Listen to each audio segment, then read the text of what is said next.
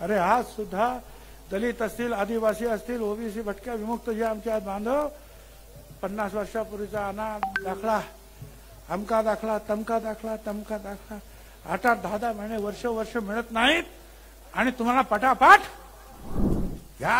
अनेक लोकांनी मला सांगितलं हेडमास्टरांकडून लिहून घेतलं जातं. अरे पूर्वी टाकाने लिहिलं जात होतं, आता हे पेनाने लिहितात. मराठाच्या पुढे कुणबी काय दिसत नाही का आम्हाला? निजामशाहीमध्ये जर काही पुरावे सापडले कुणबींचे तर ते आपण द्यायचे की नाही? त्याच्यासाठी आपला शिंदे आयोग आहे. म्हटलं द्या, काय हरकत नाही. कुणबी आहेत आमच्यामध्ये, कुणबी बांधव, द्या ना तुम्ही. अरे पण पुढे काय झालं? एक दिवशी सांगितलं की 5,000 सापडलेले आहेत. तिकडे तेलंगणामध्ये निवडणूक सुरू झालेली आहे म्हणून आम्हाला आता तिकडे जाऊन काही करता येत नाही. हे तुमचे देव बसले होते, गटी बसले होते, ते म्हणले नाही उठणार नाही. 2 दिवसामध्ये 11,500. अरे गेले नाही ना तुम्ही तिकडे? 5,000 झाले. आता सांगितलं तिकडे जाऊ शकत नाही तेलंगणात. 11,500 झाले. कॅबिनेटची मिटिंग आले 13,500. वाह, म्हटलं का चालू काय? दुसऱ्या दिवशी आणखी टीव्हीला आणखीन 2,000. अरे लाखो. आणखीन काय?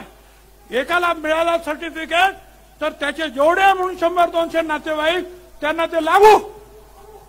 अरे आज सुद्धा दलित असतील, आदिवासी असतील, ओबीसी, भटक्या, विमुक्त जे आमचे बांधव 50 वर्षापूर्वीचा अनाथ दाखला, अमका दाखला, तमका दाखला, तमका दाखला 8-8, 10-10 महिने, वर्ष मिळत नाहीत आणि तुम्हाला पटापट या. अनेक लोकांनी मला सांगितलं हेडमास्टरांकडून लिहून घेतलं जातं.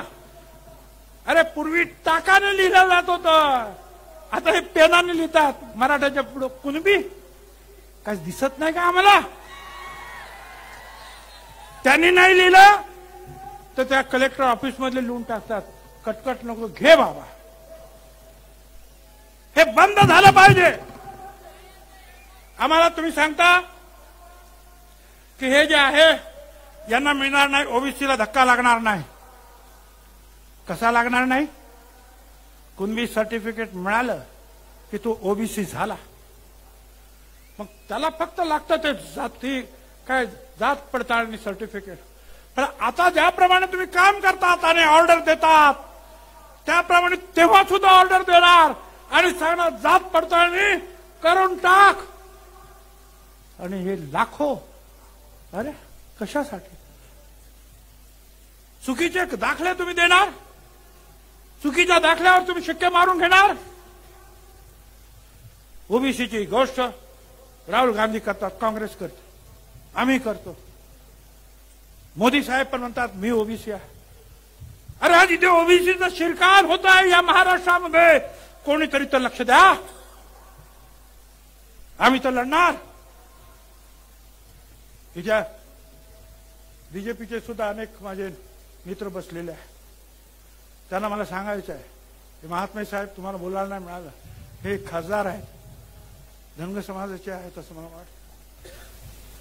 सांगा तुमच्या नेत्यांना.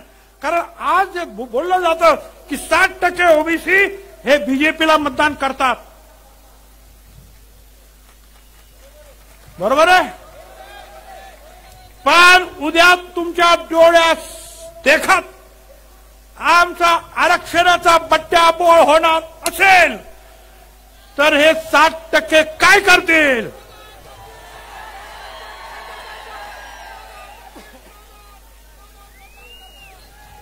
माझी विनंती आहे. आता एवढंच काय, याच्या पुढे गेले